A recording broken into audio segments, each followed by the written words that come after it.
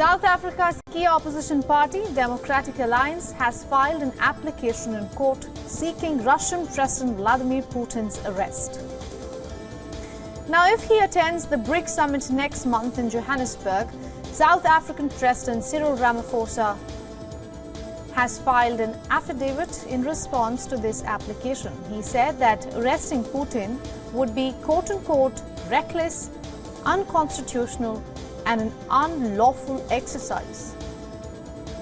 President Ramaphosa has written to the International Criminal Court seeking exemption from action against Putin. Ramaphosa said that arresting Putin would be seen as declaration of war on Moscow. Remember, South Africa is obligated to arrest Putin as per international law.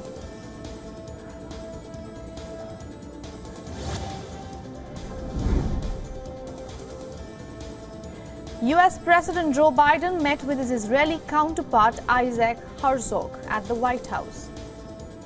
Biden highlighted the close ties between the two nations, but concerns were raised over Israel's controversial judicial reforms as well. And as well as the ongoing settlement construction in the West Bank. President Herzog emphasized that despite the debate over judicial reforms, Israeli democracy is strong and also resilient. In a separate meeting, Herzog met with US Secretary of State Antony Blinken, where he stressed Washington's commitment to Israel's security.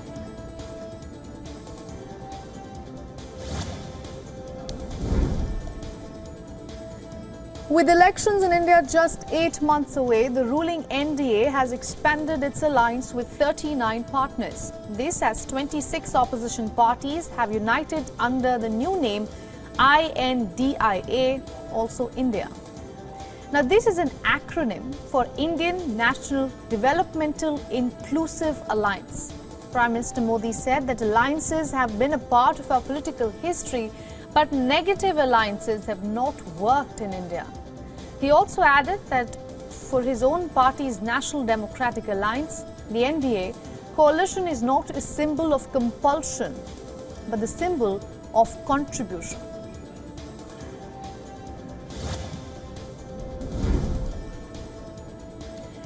Thailand's Constitutional Court has suspended Prime Ministerial candidate Pita from the country's parliament. The suspension follows the court's acceptance of a case alleging that Pita was unqualified to run for the Prime Minister's post in the upcoming elections. Now, it is being alleged that Pita did not declare an inherited shareholding in media company ITV before running for Parliament as per the Thai law. Members of Parliament are not permitted to own stocks in media companies.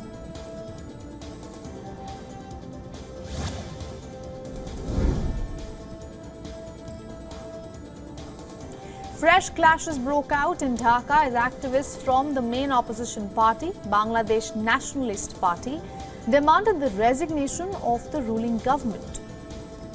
The incident reported 1 death and 50 others injured.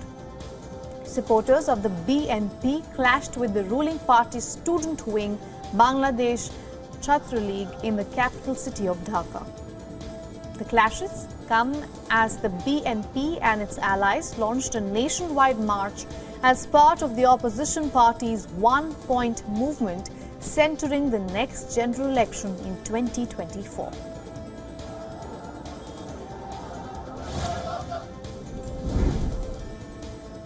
North Korea fired 2 ballistic missiles eastward from the Sunan area in Pyongyang, the capital, just hours after an American nuclear-armed submarine made its first South Korean port call in 4 decades. The Japanese Defense Ministry estimated both the missiles to have fallen outside Japan's exclusive economic zone. East of the Korean peninsula, South Korea's Joint Chiefs of Staff condemned what it called quote-unquote grave provocative acts. It said that the missile tests are a clear violation of the UN Security Council resolutions.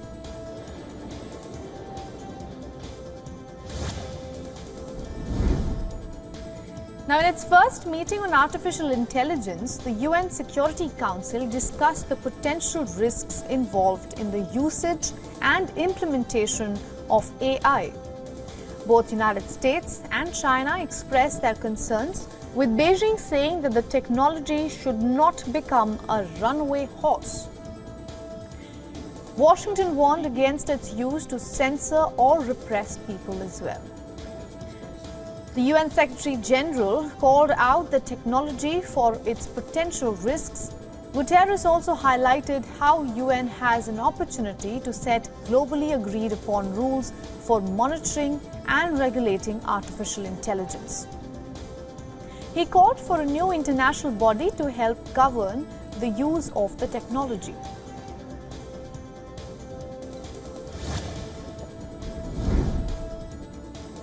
Scuffle between the Israeli police and demonstrators have been reported in Jerusalem as protesters observed a day of national resistance in Israel against the judicial reforms bill.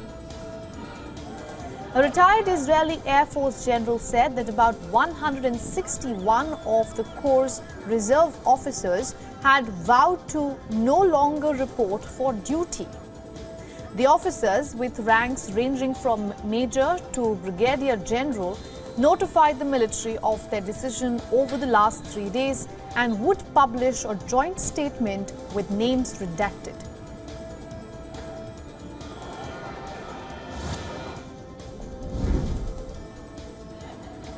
Now, Britain is slated to face more work disruptions in the healthcare sector in the days to come. As per a report in The Guardian, United Kingdom's National Health Service is going to face further strikes after the government introduced a revised pay for medical staffers. Protests are expected to flare up again in the month of August. The government's pay hike to deter protests amounted to 6%. Now, this stands far short of the Medical Association's demand of a 12.4% rise.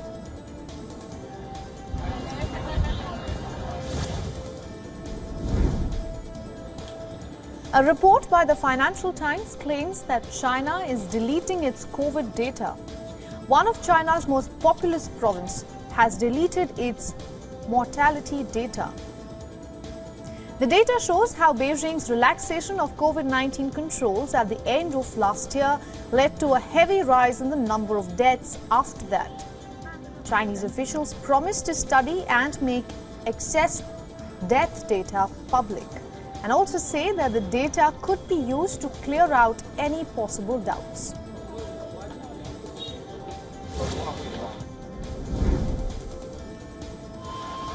Thousands of Hondurans marched in the capital city in support of a new tax bill. The bill seeks to put an end to public-private corruption networks which grant the privilege of not paying taxes to select businessmen. Now, according to the organizers, more than 10,000 protesters poured onto the roads and marched towards the Honduran Congress. Protesters were spotted with banners reading, quote-unquote, "Yes to the tax, justice law."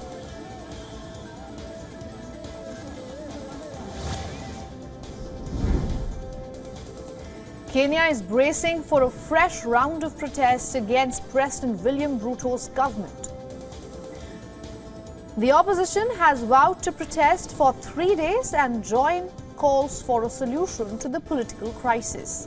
The government has issued a warning stating that demonstrations shall not be tolerated.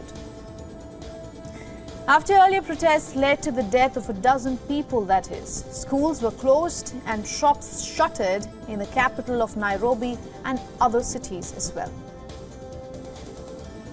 Meanwhile, leaders called on protesters to bang pots and stage marches as an act of defiance against the government.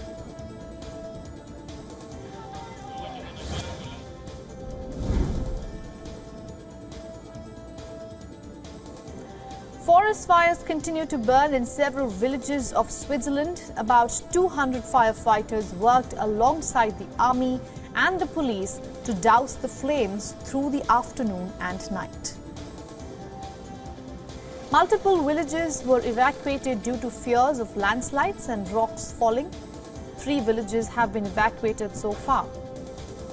Switzerland is being affected by the same Mediterranean heat wave that's affecting southern Europe as well.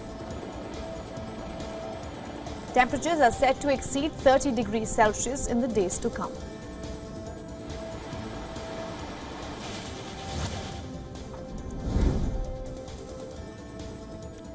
At least 14 people died in a landslide in Colombia after heavy rain led to a stream bursting its banks, which came down in the village.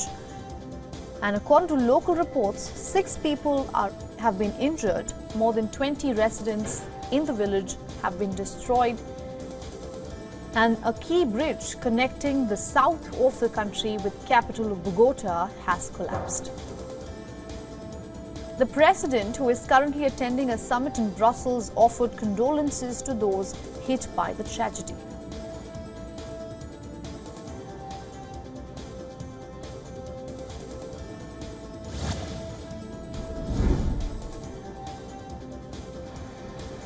As Europe bakes again in near record temperatures, organizers of the Paris 2024 Olympic Games are paying attention to long-term weather models, whereas France has escaped the worst of the blazing temperatures so far. The World Meteorological Organization said that the heat wave, which has engulfed the northern hemisphere, is set to intensify. Next year's Olympic Games will be held in Paris between 26th July and 11th August.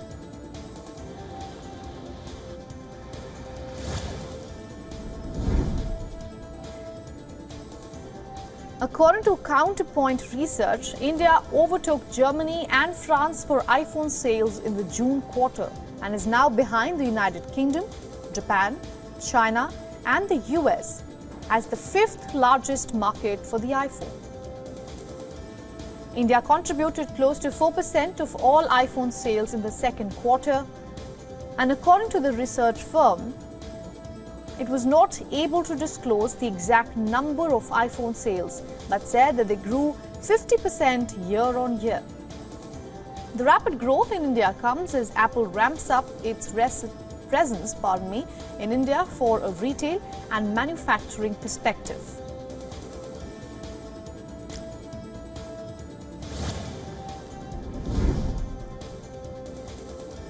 A California state court's jury said that Johnson & Johnson's must pay $18.8 million to a California man who said that he developed cancer from exposure to its baby powder.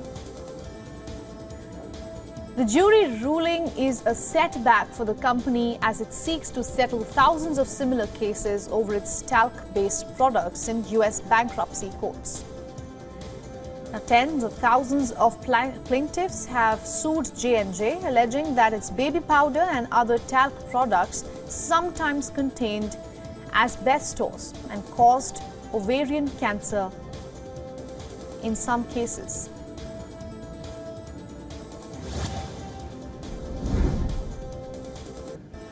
In a stunning turn of events, the Australian Securities and Investments Commission has made a bold move by cancelling the license of FTX Australia, the local arm of the once thriving US cryptocurrency exchange.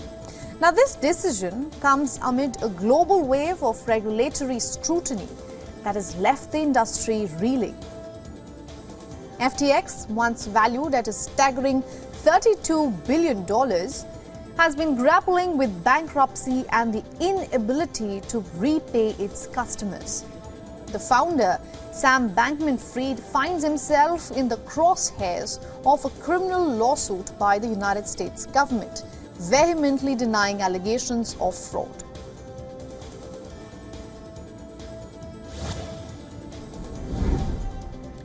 The Biden administration has announced a cybersecurity warning label for electronic devices. The US Cyber Trust mark will inform users whether the electronic device they are going to purchase meets the government-set cybersecurity standards or not. A nationwide cybersecurity certification program will determine products that are less vulnerable to hacking.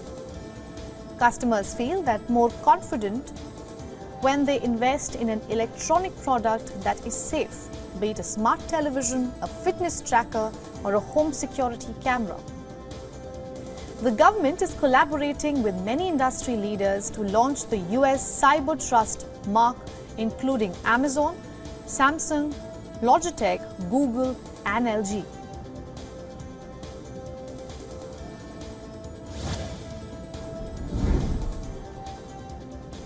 Foxconn has bought equipment worth $33 million from an Apple unit for expansion in India.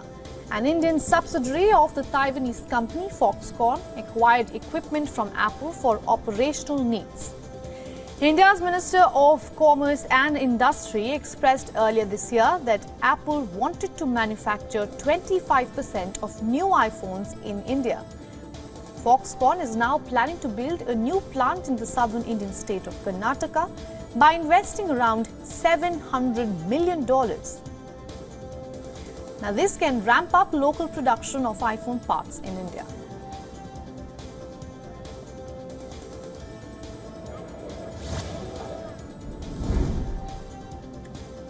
German company Lilium tested its vertical takeoff flying taxi in southern Spain.